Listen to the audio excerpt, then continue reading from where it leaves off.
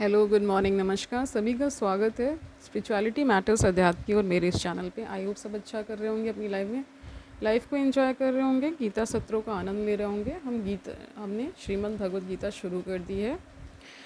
पहला अध्याय चल रहा है अभी तक। 26 श्लोक हो चुके हैं। बार बार सूत्र ही निकलता है क्योंकि इससे पहले हम अष्टावक्र गीता कर रहे थे, उसमें सूत्र थे। ठीक है, शुरू करते हैं आज का session. Let's get started without any further delay. शुरू करते हैं। 27वां श्लोक। तान समीक्षय सह कौन्तेय सर्वान् बंधून् अवस्थितान् कृपया परया आविष्टः विषीदन् इदम अब्रवीत। इसका अर्थ जान लीजिए। जब कुंती पुत्र अर्जुन ने मित्रों तथा संबंधियों की इन विभिन्न श्रेणियों को देखा तो वह करुणा से अभिभूत हो गया और इस प्रकार बोला। फिर 28वें सूत्र में अर्जुन बोल रहे हैं। क्या बोल रहे हैं? अर्जुन उवाच दृष्ट्वा इमं स्वजनम कृष्ण युयुत्सुम। ठीक है, युयुत्सुम का मतलब होता है युद्ध की इच्छा रखने वाला या रखने वाले। समुपस्थितम सीदंती मम गात्राणि मुखम च परिशुष्यति। इसका अर्थ जानिए। इससे पहले जो श्लोक था केवल उसका अर्थ है, उसमें कोई तात्पर्य नहीं गिवन है। ठीक है, इसमें है तो इसका पहले अर्थ देख लेते हैं। अर्जुन ने कहा, हे कृष्ण, इस प्रकार युद्ध की इच्छा रखने वाले अपने मित्रों तथा संबंधियों को अपने समक्ष उपस्थित देखकर मेरे शरीर के अंग कांप रहे हैं और मेरा मुंह सूखा जा रहा है। इसका तात्पर्य देखिए। यथार्थ भक्ति से युक्त मनुष्य में वे सारे सद्गुण रहते हैं जो सत्पुरुषों या देवताओं में पाए जाते हैं, जबकि अभक्त अपनी शिक्षा तथा संस्कृति के द्वारा भौतिक योग्यताओं में चाहे कितना ही उन्नत क्यों न हो, इन ईश्वरीय गुणों से विहीन होता है। अतः स्वजनों, मित्रों तथा संबंधियों को युद्ध भूमि में देखते ही अर्जुन उन सबों के लिए करुणा से अभिभूत हो गया जिन्होंने परस्पर युद्ध करने का निश्चय किया था। जहाँ तक उसके अपने सैनिकों का संबंध था, वह उनके प्रति प्रारंभ से दयालु था, किंतु विपक्षी दल के सैनिकों की आसन्न मृत्यु को देखकर वह उन पर भी दया का अनुभव कर रहा था। और जब वह इस प्रकार सोच रहा था तो उसके अंगों में कंपन होने लगा और मुंह सूख गया। ठीक है, उन सबको युद्धाभिमुख देखकर उसे आश्चर्य भी हुआ। प्रायः सारा कुटुंब, अर्जुन के सगे संबंधी उससे युद्ध करने आए थे। यद्यपि इसका उल्लेख नहीं है, किंतु तो भी सहज अनुमान लगाया जा सकता है कि ना केवल उसके अंग काँप रहे थे और मुंह सूख रहा था, अपितु वह दयावश रुदन भी कर रहा था। अर्जुन में ऐसे लक्षण किसी दुर्बलता के कारण नहीं, अपितु हृदय की कोमलता के कारण थे, जो भगवान के शुद्ध भक्त का लक्षण है। अतः कहा गया है, क्या कहा गया है? यस्य यस्य अस्ति भक्ति, ठीक है, भक्ति भर्गत्व जिनः सर्वे गुणैस्तत्र समासते शुरः हराव भक्तस्य कुतः महद्गुणः मनोरथे नासति धावतो बहि। तो इसका थोड़ा सा अर्थ जान लेते हैं। जो भगवान के प्रति अविचल भक्ति रखता है उसमें देवताओं के सद्गुण पाए जाते हैं, किंतु जो भगवत भक्त नहीं है या भगवान के, वही ना, जो भगवान के भक्त नहीं है उसके पास भौतिक योग्यताएं ही रहती हैं, किंतु जिनका कोई मूल्य नहीं होता है या नहीं रहता है। इसका कारण यह है कि वह मानसिक धरातल पर मंडराता रहता है और ज्वलंत माया के द्वारा अवश्य आकृष्ट होता है। ठीक है, ये भागवत से लिया गया है। अब देखिए 29वां श्लोक देखिए।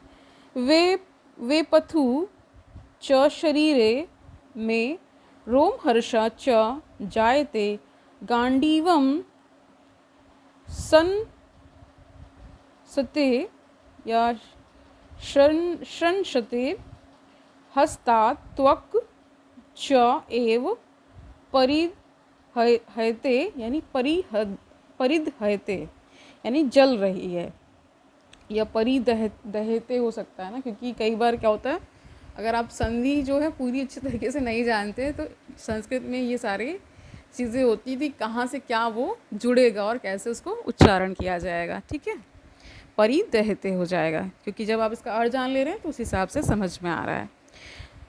तो इसका अर्थ देख लेते हैं। मेरा सारा शरीर काँप रहा है, मेरे रोंगटे खड़े हो रहे हैं, मेरा गांडीव धनुष मेरे हाथ से सरक रहा है, मेरी त्वचा जल रही है। ये कौन कह रहा है? अर्जुन कह रहे हैं। तात्पर्य जान लेते हैं। शरीर में दो प्रकार का कंपन होता है, रोंगटे भी दो प्रकार से खड़े होते हैं। ऐसा या तो आध्यात्मिक परमानंद के समय या भौतिक परिस्थितियों में अत्यधिक भय उत्पन्न होने पर होता है। दिव्य साक्षात्कार में कोई भय नहीं होता।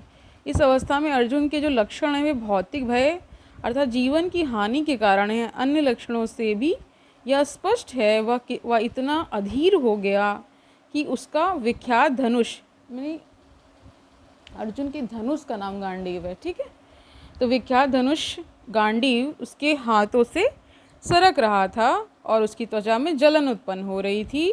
ये सब लक्षण क्या हैं? देहात्म यानी देह की जो बुद्धि होती है उसके लिए ये क्या कह रहे हैं, ये सब लक्षण देहात्म बुद्धि से जन्मे यानी जो देह की बुद्धि है उसके लिए कहा गया। ठीक है, 30वां श्लोक देखिए। न च शक्नोमि अवस्थाम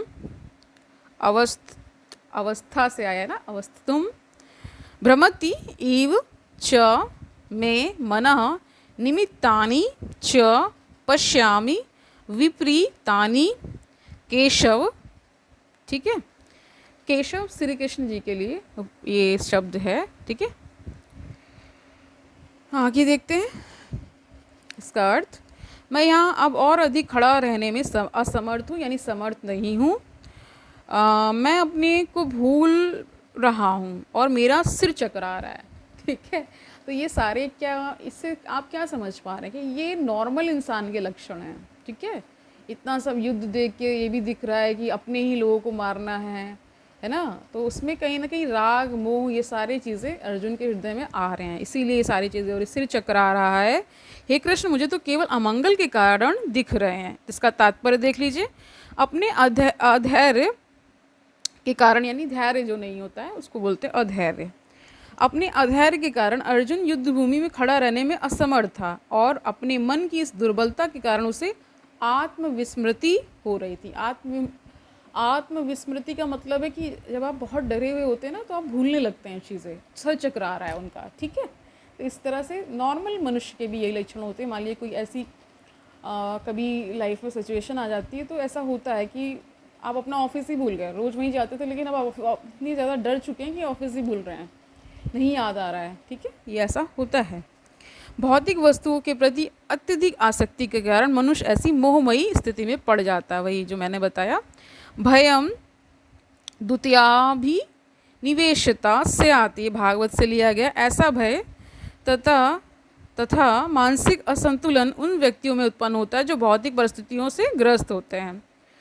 सभी ने कभी ना कभी अनुभव किया होगा। जैसे मान लीजिए किसी की कोई ऐसी खबर आ गई जो कि बहुत अप्रिय है, किसी की डेथ की खबर आना, तो मतलब अगर आपको वो बहुत प्रिय व्यक्ति है तो पहली बात तो आपको फर्स्ट टाइम आपको बिलीव ही नहीं होगा। फिर अगर आप जब बिलीव के स्तर पे विश्वास आ भी गया तो आप हाथ पैर आपके कहते हैं ना फूलने लगते हैं, या इतना ज़्यादा सिर चकई, लोग बेहोश होकर गिर जाते हैं। तो वही सब यहाँ पे अर्जुन के लक्षण भी हैं। ठीक है, तो यही बता रहे हैं जो भौतिक परिस्थितियों से ग्रस्त होते हैं। अर्जुन को युद्ध भूमि में केवल दुखदायी पराजय ही की प्रतीति हो रही थी। वह शत्रु पर विजय पाकर भी सुखी नहीं होगा। निमित्तानि विपरीतानि शब्द महत्वपूर्ण है। जब मनुष्य को अपनी आशाओं में केवल निराशा दिखती है तो वह सोचता है मैं यहाँ क्यों हूँ। प्रत्येक प्राणी अपने में तथा अपने स्वार्थ में रुचि रखता है। किसी की भी परमात्मा में रुचि नहीं होती। कृष्ण की इच्छा से अर्जुन अपने स्वार्थ के प्रति अज्ञान दिखा रहा है। मनुष्य का वास्तविक स्वार्थ तो विष्णु या कृष्ण में निहित है। ठीक है, बद्ध जीव यानी कि जो बंधा हुआ जीव होता है, जिसके बंधन होते हैं, उसको बद्ध जीव बोलते हैं। बद्ध जीव इससे भूल जाता है, इसलिए उसे भौतिक कष्ट उठाने पड़ते हैं। अर्जुन ने सोचा कि उसकी विजय केवल उसके शोक का कारण बन सकती है। तो आज के लिए इतना ही रखते हैं, ठीक है, बाकी हम कल करेंगे, कल देखेंगे। ओके, तो तब तक के लिए क्या करना है, आपको खुश रहना है, आनंद से रहना है, अपनी जो दिनचर्या है उसको फॉलो करिए। 10-15 मिनट इस अध्यात्म के निकालिए। अगर और चाहते हैं और इसमें प्रगति करना चाहते हैं तो मनन, चिंतन, ध्यान, अध्ययन ये सब आपकी करना होगा, तभी आप इसमें आगे बढ़ पाएंगे। ठीक है, तो कल मिलते हैं। ठीक है, आगे इसको कंटिन्यू रखेंगे। हरिओम तत्सत।